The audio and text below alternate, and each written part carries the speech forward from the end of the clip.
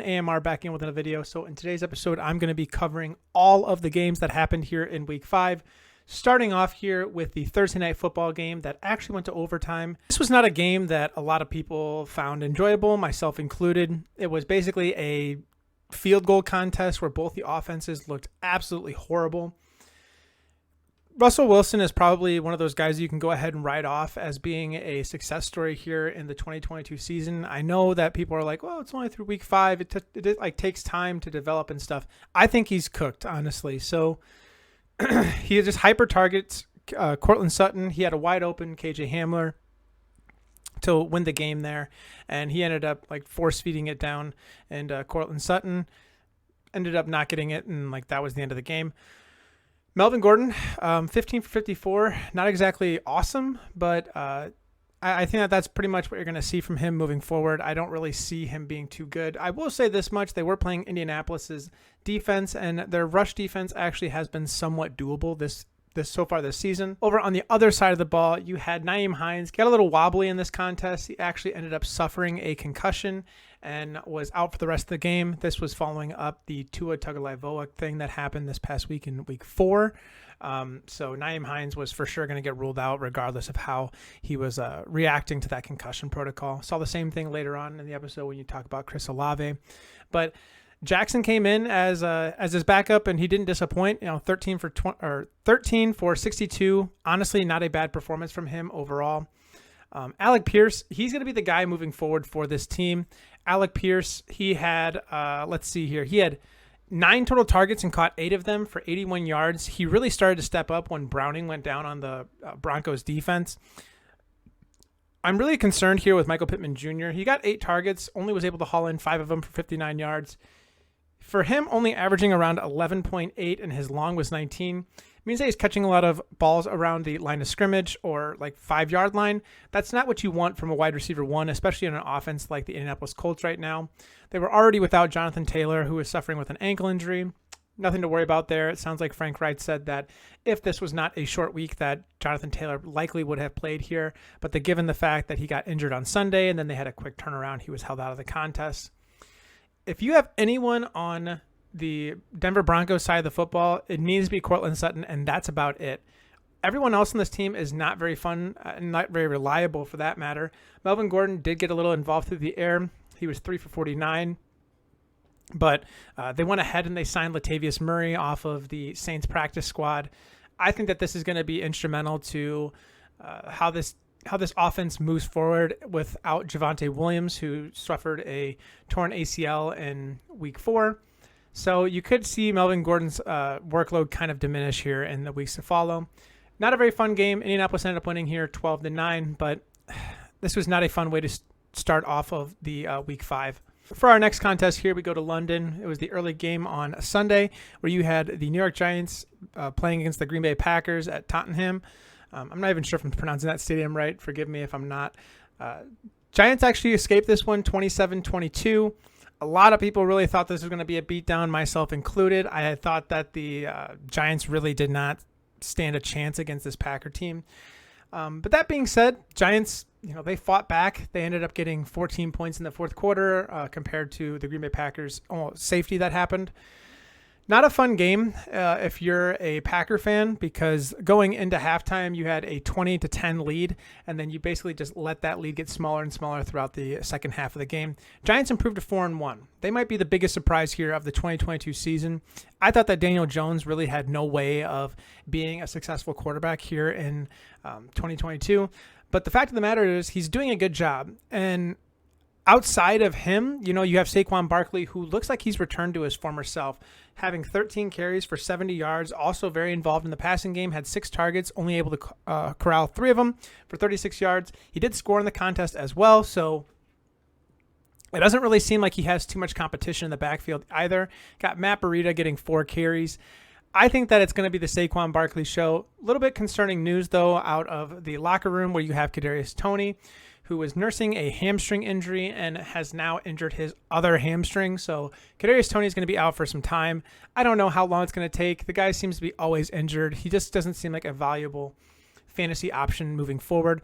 Wan'Dale Robinson, you need to go ahead and roster him if you can. He could end up playing here in week 6.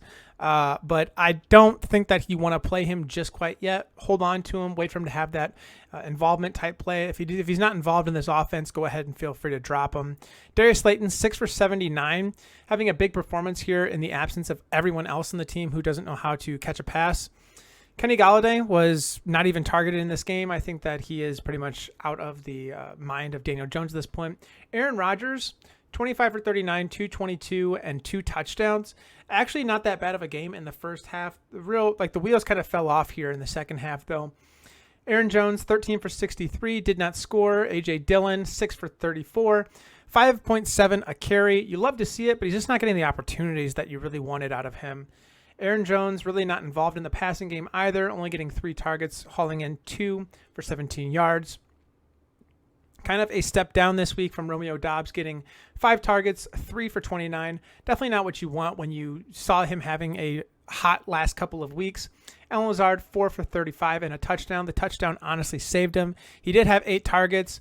Only being able to haul in half of those is really not that great, but I think that he is a talented enough wide receiver to get the job done. Big concern here is with Christian Watson. Only getting 1 target for 1 yard is a big problem. We've seen this with Packer receivers and Aaron Rodgers where they're just not really targeted. Randall Cobb, however, 7 for 99 on 13 targets. Definitely an outlier game. I don't see this being a thing that you need to monitor in the upcoming weeks. I think that this is going to be one of those things that's a one-off, not really anything to worry about. Robert Tonyan, 4 for 23, caught all of his passes, but he's just not getting the yards that you want. You can go ahead and feel free to drop him if you have him at this point. Giants escape with a victory here, and they look like they're pretty damn good. Now we go to probably the biggest beatdown of the entire week. You have the Pittsburgh Steelers visiting Buffalo. Buffalo is by far one of the top 2 teams in the NFL right now. I'm almost like hesitant to say the top football team because they've had their woes. I mean, they are 4-1, having a down week. Then you got Kenny Pickett. So Kenny Pickett, 34 for 52, 327, and no touchdowns, 1 interception. Really wasn't super involved in the running game either, only having 1 for 10. Kenny Pickett, I like to see the yardage there. Really not too bad. But the fact is that he's only averaging 6.3 yards per reception, so that's really not great. It means he's targeting a lot of the people around the line of scrimmage, and that's not something that you want to trust in all season long. Jaylen Warren, 5 for 24. Najee Harris, 11 for 20. I am absolutely horrified of the outlook of Najee Harris. This is one of those guys that you probably drafted first overall in dynasty redrafts or dynasty fantasy last year, and now this year you're having like these high hopes. It's going to be a good offense, whatever, and then he just doesn't do anything. So I'm a little concerned with Najee Harris moving forward. I think that he will be okay, but it's been a really tough sledding here for the beginning half of the season. George Pickens led receivers. He had 8 targets, 6 receptions for 83 yards. I think that he's awesome. I believe in the talent. He had a remarkable catch in week 4. I don't really see him being a volatile option at this point, given that there's really only 2 wide receivers that could actually win you the week for the Steelers. That's Deontay Johnson, who was also targeted 13 times, only able to receive 5 of them for 60 yards, did not score either. I think that that's more indicative of what Kenny Pickett is bringing to the table. It's not great. They were only able to put up 3 points on offense, so the offensive side of the ball was going to be bad regardless, however you try and skin that cat. Over on Buffalo, Josh Allen was amazing. So 20 for 31, 424, averaging 13.7 per reception, and 4 touchdowns to 1 pick. He did not get sacked this entire game. He was playing lights out, even had 5 for 42, led or tied, I guess, rushing for his team. Josh Allen is literally the best quarterback in the NFL right now. I can confidently say that because he's just putting out numbers right now. He looks pretty much invincible at this point. Devin Singletary, 6 for 42 on the ground. James Cook, 4 for 31. It's nice to see James Cook finally get a lead on that Zach Moss train. Zach Moss only getting 1 rush for 7. Now, looking over at the receiving core, although Gabe Davis had a phenomenal week, 3 for 171 and 2 touchdowns, I'm concerned. Only 3 receptions on 6 targets, so maybe he's getting targeted more, and that's great. It's a step in the right direction after having been injured the last 2 weeks. And so I think that that's a step in the right direction, but for the time being, there's a lot of mouths to feed on this offense. And Josh Allen having 424 yards is not a sustainable number for this offense. I think that this was a beatdown type of a contest. You're going to see those targets get more scarce as the season prolongs here. Stephon Diggs, 8 for 102 and a touchdown. He had 11 targets as well. Honestly, not a great game for Stephon Diggs if you had him going into halftime. I was very nervous. I played him in fantasy this week. I was so nervous for Stephon Diggs. He was not doing that great, and then all of a sudden, he caught like a nice 41-yard touchdown, and that pretty much did a 180 on his entire fantasy week. So Stephon Diggs didn't have a great week last week. He saved himself this week by having a long play for a touchdown, but something to monitor there. I don't know what's going on. Khalil Shakir, 3 for 75 and a touchdown. He got targeted 5 times in the absence of Isaiah McKenzie. So if Isaiah McKenzie misses again, I think that this is going to be a smash start with Khalil. And then, this team just looks invincible right now. I don't really know how else to describe it other than like a Super Bowl contender from the AFC. Now we have the Chargers at Cleveland. Now this is a game where you had basically 2 running backs leading the week, and they were just dominant. Now, I know that Nick Chubb necessarily wasn't a top 2 running back on the week from a yardage perspective, but he might as well have been given the performance that he had. Now, looking here more exclusively on the Chargers side of the ball here, the Chargers were able to escape this one 30-28. Honestly, a well-fought game, both sides of the ball. Jacoby Brissett's playing phenomenal. Like, we're going to talk about him in a second, but Justin Herbert, 22 for 34, 228 and a touchdown.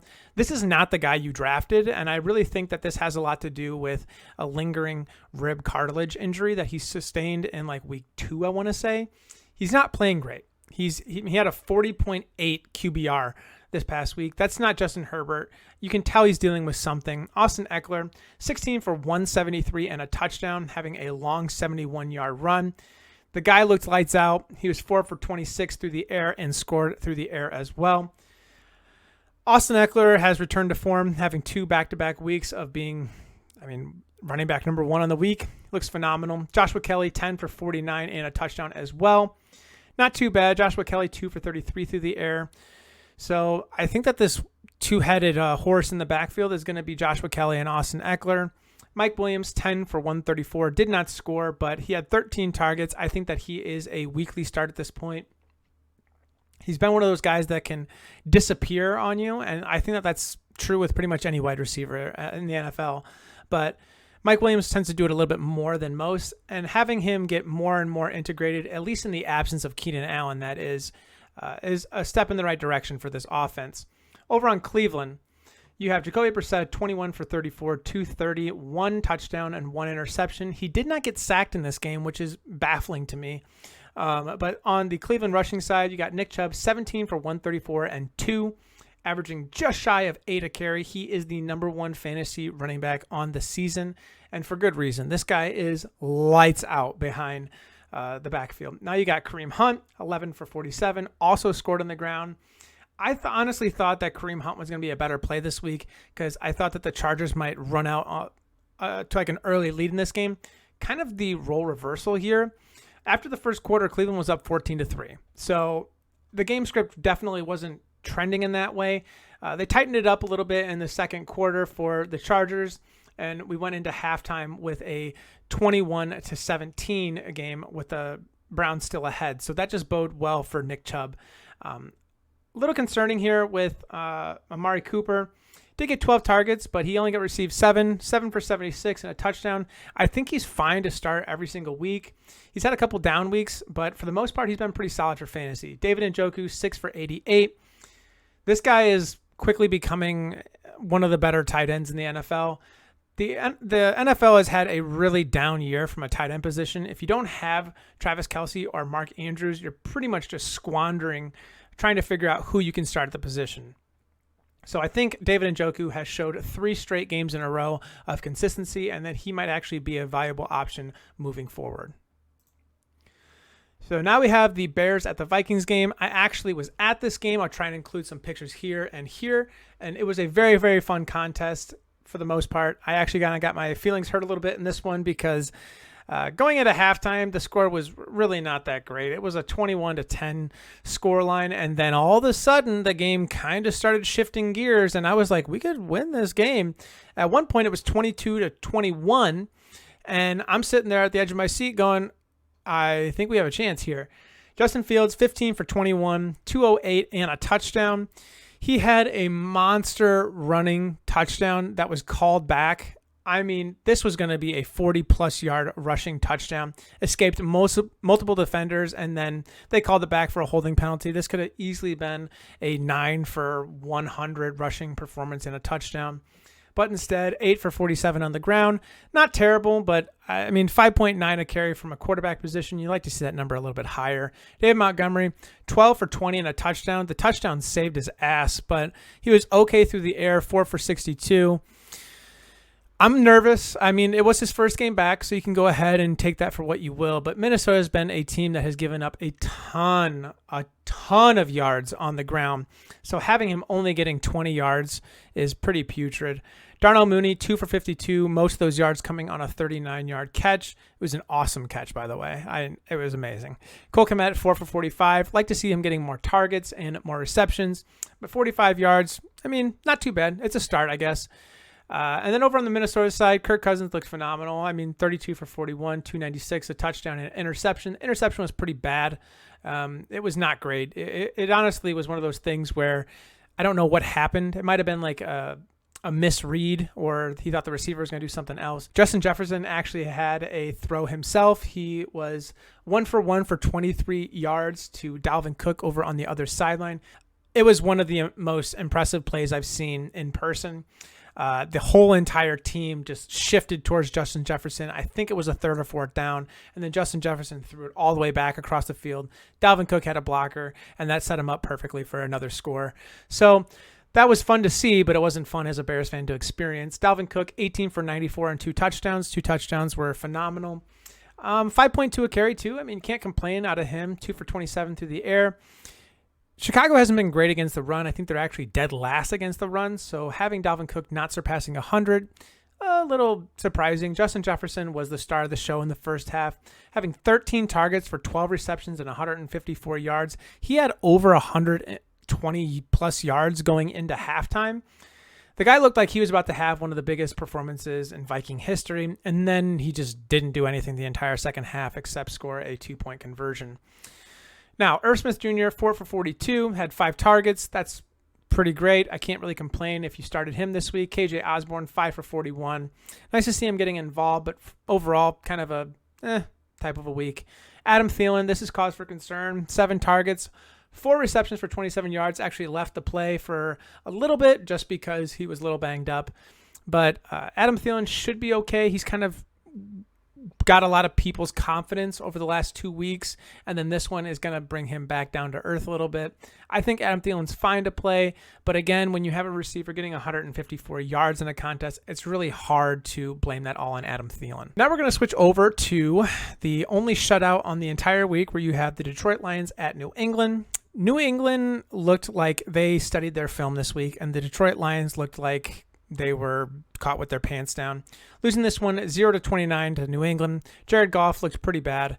He had 229 yards, did not score a touchdown, and threw an interception, sacked twice.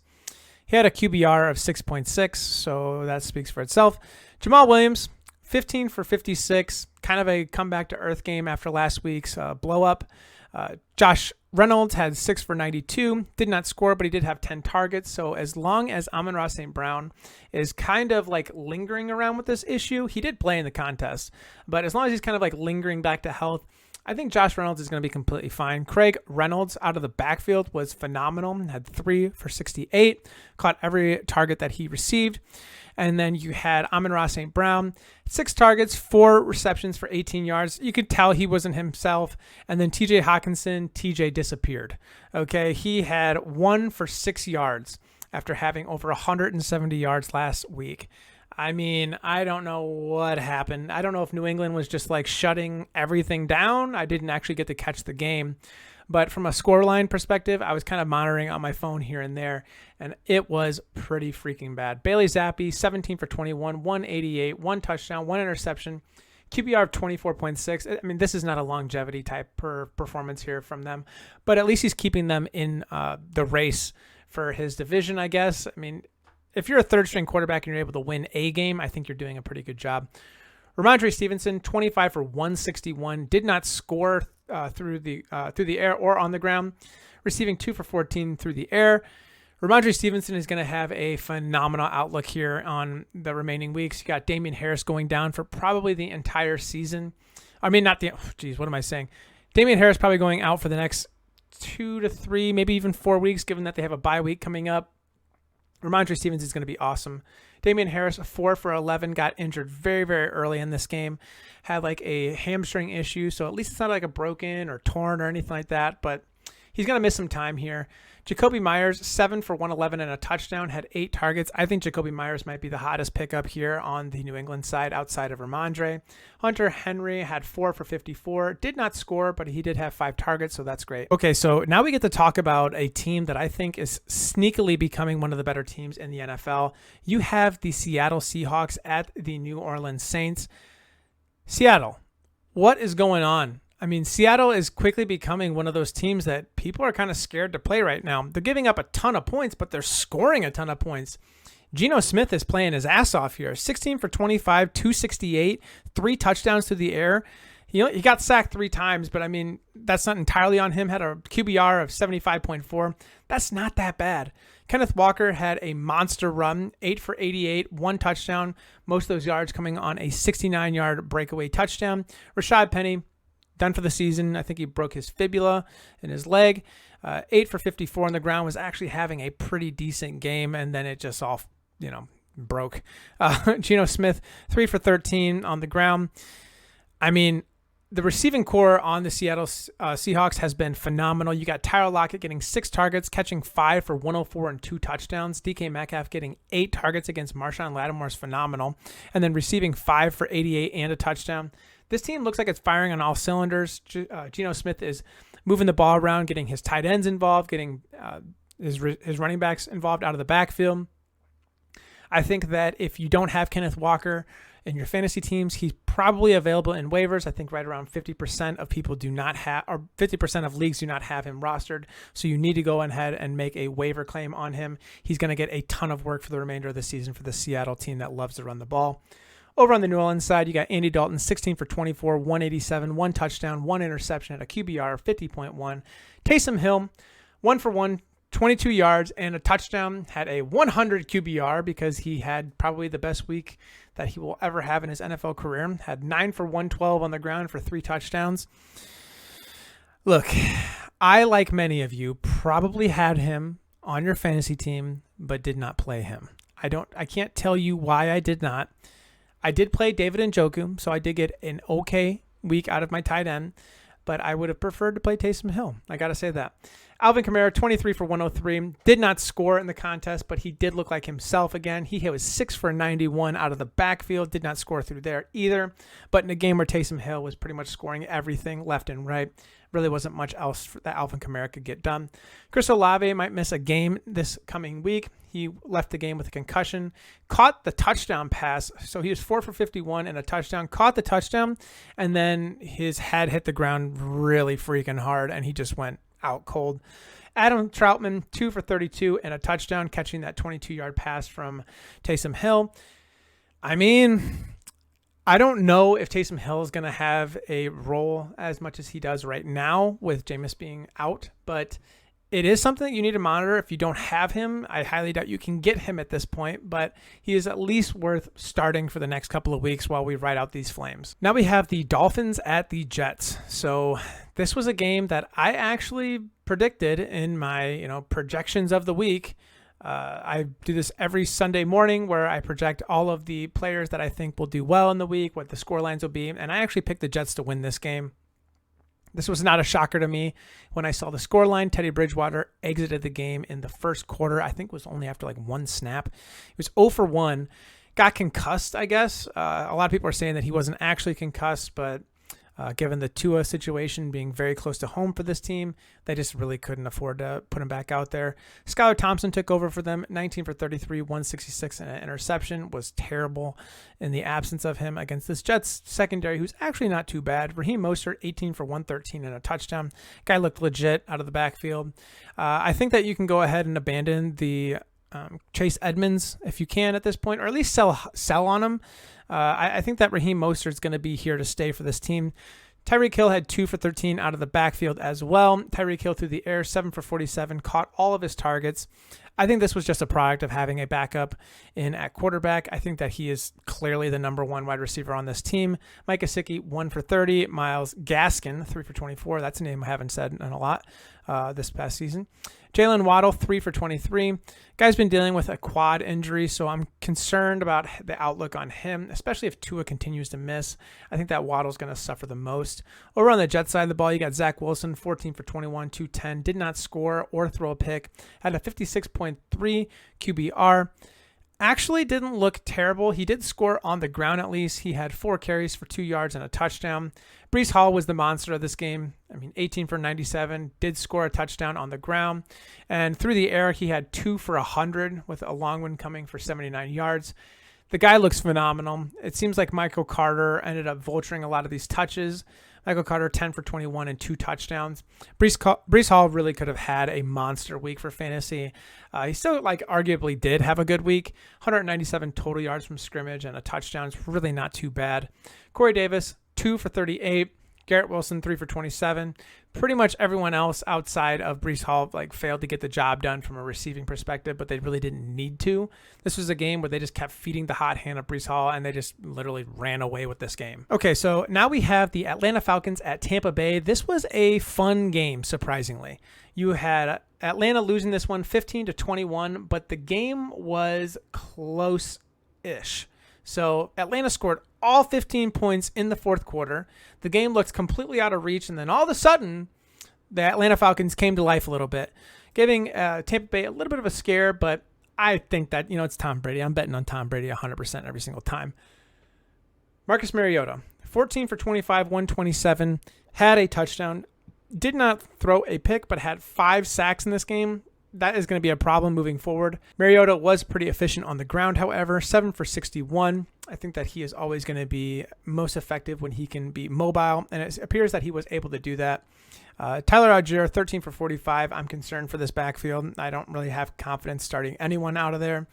And then Zacchaeus having 2 for 39 and a touchdown. 4 total targets. I think that this is more of a target issue. That they're just not catchable at this point. Drake London, 4 for 35, did get 7 targets, so I think that you're still fine playing him, just had a down week.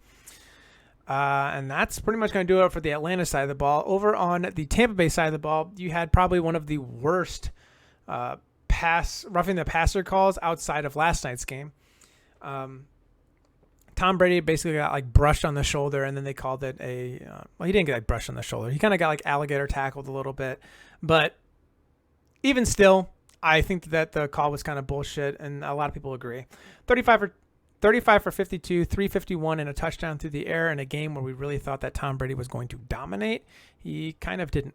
You got Leonard Fournette, 14 for 56, and a touchdown on the ground. Leonard Fournette, 10 for 83, 11 targets, and a touchdown through the air.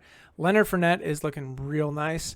Mike Evans, 4 for 81, did not score in this contest, but he did get 8 targets. Chris Godwin, 6 for 61, catching all of his targets. I think that this team they're very, very close to breaking out. They're 3-2 right now. I don't think that their record is any indication of how good of a team this is. And I think that they know that, and they're kind of playing with a little bit of a chip on their shoulder. They are so, so close to just having a monster type of a season, but they just struggle to get healthy. And I think that if they're able to fine-tune things here and there, they could be a contender for the Super Bowl this season. Okay, I'm not going to spend too much time on this next one as we have Tennessee at Washington. This was a pretty putrid type of a game. Ron Rivera actually came out and said, what is separating the team from everyone else in the NFC East? And he said quarterback. I really don't think that's the case, but okay. Ryan Tannehill, 15 for 25, 181 yards, 1 touchdown. Got sacked 5 times. Ryan Tannehill is horrible. I mean, he was a receiver in college, and now you know why. Derrick Henry, 28 for 102, 2 touchdowns on the ground, looked phenomenal. I guess. I mean, he had only 3.6 a carry, but he was able to score twice. 2 of those rushes were a 1-yard rush for a touchdown, so get off his back a little bit. Having the 2 touchdowns really kind of saved him. 2 for 30 through the air as well.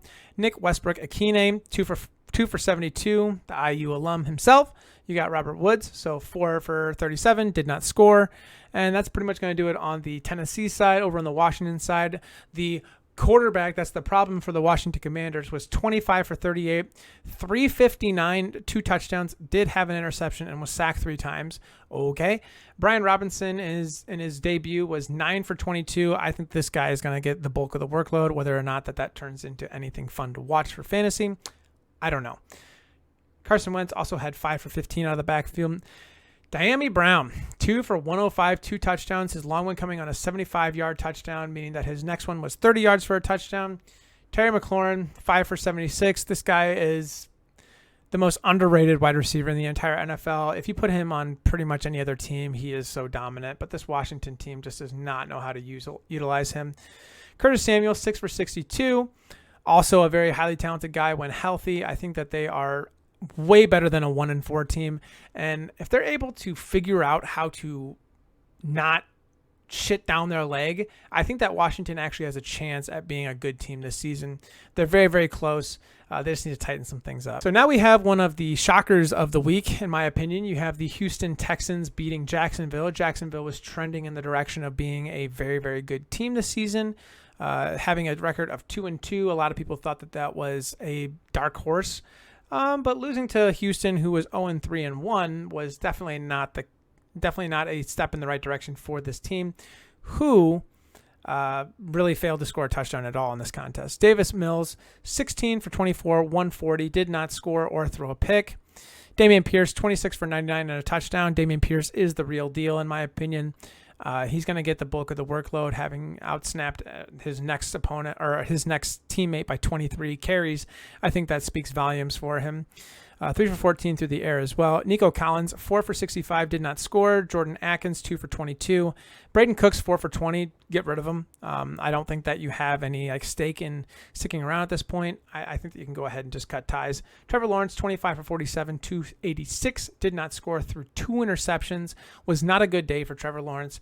Travis Etienne, 10 for 71, did not score on the ground. Trevor Lawrence, 4 for 29. And the story of the game for me personally is going to be James Robinson, 10 for 27. The guy sucked this game. I have no idea what's going on there. He's very dependent on the big play, and that did not happen in this game. Marvin Jones Jr., 7 for 104, had 11 targets, so I think that he's kind of the clear-cut wide receiver number 1. Christian Kirk, 1 for 11 on 3 targets. That's pretty freaking bad for a guy who was on fire for the first 2 to 3 weeks of the season. Evan Engram, 6 for 69, 10 targets from Evan Engram. I think that's fantastic. Travis Etienne, 3 for 43. Also very, very good out of the backfield there. I think that a more safe play obviously is going to be Travis Etienne, but if you're looking for, monster type weeks, taking a chance on a guy, go ahead and start the James Robinson. Now we have the San Francisco 49ers at Carolina. This was one of my favorite games because it led to Matt Rule going ahead and getting fired. I don't have anything against Matt Rule. I just have everything against his coaching style. I don't think that he's doing a good job there. I think the fact that they went ahead after Baker Mayfield was the complete wrong decision. They should have went full steam ahead at the guy who's actually on the other side of the ball, Jimmy Garoppolo, and they actually could have had a decent team. They have weapons on the offensive side of the ball. Jimmy Garoppolo's used to having a run-heavy type style with Christian McCaffrey out of the backfield. It just made a lot of sense. Now you got Baker Mayfield, who literally sucks. He's just so freaking bad. Jimmy Garoppolo, 18 for 30, 253, 2 touchdowns. Got sacked twice, but honestly was actually pretty efficient. You got Jeff Wilson Jr., 17 for 120 and a touchdown. Guy looks phenomenal out of the backfield. Tevin Coleman, 8 for 23 on the ground, but he also had another score, 3 for 44 through the air.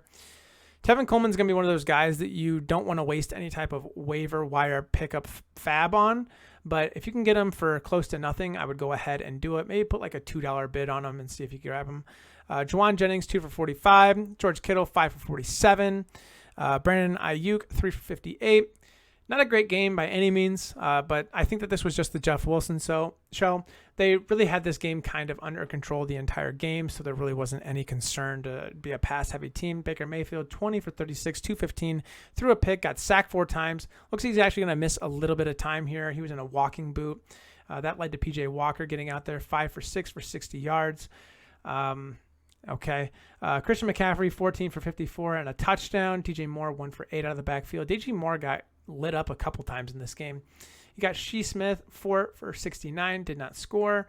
DJ Moore, 4 for 59 on 8 targets. Christian McCaffrey, 7 for 50 on 12 targets. That just tells you how bad Baker Mayfield is missing. He can't even throw a 5-yard pass to his running back. That's just so bad. I think I'm excited to see what Carolina's next head coach does with this team because they are very, very talented. I'm just worried that all hope is lost at this point. Now we have the Eagles at Arizona. This was a game that I actually totally expected to be very lopsided, one-sided. But Arizona was able to do what they always do and kind of get back into it in the second half. Jalen Hurts, 26 for 36, 239. It did not score and did not throw an interception. He did score on the ground twice, however, 15 for 61, 2 touchdowns. He's going to be one of those guys that you look at his passing yardage and then you're like, oh, he had a bad week. But you always have to check that rushing stat because he's so lethal out of the backfield. Miles Sanders had 15 carries as well for 58 yards, so less efficient than his quarterback. Pretty down week for Miles Sanders. I think that he's going to be fine moving forward. Dallas Goedert, 8 of 9 targets. So he caught 8 receptions for 95 yards. Did not score, but was very, very good through the air. Devonta Smith, 10 for 87 on 11 targets. A.J. Brown, 3 for 32 on 7 targets is a little concerning. I don't want to read too much into this.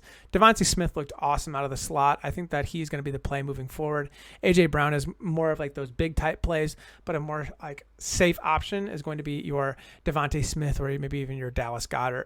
Over on Arizona's side, you have Kyla Murray, 28 to 42. Stat line having 250 yards, 1 touchdown, 1 interception, got sacked once. I mean, for a guy who is as fast as what he is, and he should be way better than this. There's really no excuse for this. Kyler Murray, 4 for 42 on the ground. I mean, if you're averaging 10.5 a carry as a quarterback, you need to be running more than just 4 times in a game, especially when you're down. If your receivers aren't going to get open for you, just take it upon yourself. James Conner, 9 for 55, got hurt in this game, so you saw Benjamin get more involved, 8 for 25 and a touchdown. He's going to be one of the hotter pickups this week in the waiver. Marquis Brown, you got 8 for 78 and a touchdown on 10 targets. I think that he's a legit top 10 wide receiver at this point, given his target share. Rondale Moore, 7 for 68 on 8 targets. I think that he's going to be phenomenal, but you are going to get DeAndre Hopkins back here soon, so go ahead and temper expectations for the outlook on him. Zach Ertz, 6 for 48 on 10 targets. I think Zach Ertz is going to continue to be fine even when DeAndre Hopkins comes back. I think that Kyler Murray is just scrambling so much that he's looking for those quick little gimme yards. Philadelphia extends the undefeated streak to 5-0 on the season, and they won this game 20-17 against the Cardinals. For our Sunday night football game, you had a fun one, ish. I thought this game was going to be a high-scoring affair. It turned out really not to be. Joe Burrow, 24 for 35, 217, a touchdown, and a pick, sacked twice. Not a great performance from Joe Burrow. However, he did have T. Higgins get injured in the game. I'm super concerned for Jamar Chase. 7 of 12 targets that he caught for 50 yards. I would have expected in a game where T. Higgins was out of this game. I was expecting in a game where T. Higgins is held out of the game that Jamar Chase would have been freaking awesome, but he really wasn't. I think that he's going to be fine moving forward, but I'm just concerned for him. Hayden Hurst, 6 for 53 and a touchdown. I think you can go ahead and just like write this off as a one-off. He's playing against his former team and really wanted to get. He was playing against his former team and really wanted to get the win out there. So, I mean, he was going to have a good week. Joe Mixon, 14 for 78. Honestly, not too bad after having a couple of bad weeks back to back. Lamar Jackson, 19 for 32, 174 yards through the air and 1 touchdown, 1 interception. Got sacked once. Pretty bad through the air, but on the ground, 12 for 58. Also did not score. Pretty down game for Lamar Jackson and looking at everything as a whole. J.K. Dobbins, 8 for 44, did not score. Mark Andrews, 8 for 89 and a touchdown on 10 targets is phenomenal. Devin Duvernay, 5 for 54 on 7 targets in the absence of Rashad Bateman's phenomenal. But then this game came down to a field goal where Justin Tucker went ahead and kicked it. It was good. Justin Tucker is phenomenal. He's the best kicker in NFL history. For our final game of the Week 5 contest, you have Las Vegas Raiders entering the week at 1-3, losing 3 games or 4 games. No, I think it's 3 games to 1 score or less, and they did it again here against Kansas City. Kansas City extends to 4-1, winning the game 30-29. And this was the Travis Kelce show. You had Derek Carr, 19 for 30, 241, and 2 touchdowns. Josh Jacobs had a monster game, 21 for 154 and a touchdown on the ground. The guy looks phenomenal out of the backfield, and they're just going to keep on feeding him, which is exactly what you want. Devontae Adams, 3 for 124 and 2. The guy looked awesome. He got open like on a 58-yard touchdown bomb and then again on a 48-yard touchdown bomb. The problem is he's probably going to miss next game because he shoved a camera guy. Josh Jacobs, 5 for 39. He's going to be a guy moving forward here that you really need to target. Over on the Kansas City side, Patrick Mahomes, 29 for 43, 292, 4 total touchdowns, got sacked 3 times, but I'll tell you what, he looked pretty damn good in this game. Jerick McKinnon, 8 for 53, led the backfield. Clyde Edwards-Helaire, 9 for 15. Just a down game. I don't want to read too much into this, given that he's had a pretty decent 2022 season. He was 3 for 20 through the air as well. Marquez Valdez-Scantling, 6 for 90. McCole Hardman had 4 for 73. Juju, 3 for 33. Travis Kelce, your 4 touchdown guy, had a total of 7 catches for 25 yards on 8 targets. I mean, it's an outlier type game, but you got to love him if you're a fantasy owner. I mean, it's an outlier game, but you got to love him if you're a fantasy owner. But that's going to do it for this week's contest. So, as always, if you like today's content, feel free to like, comment, subscribe. It helps me out a ton, but I'll catch you in the next one. See you.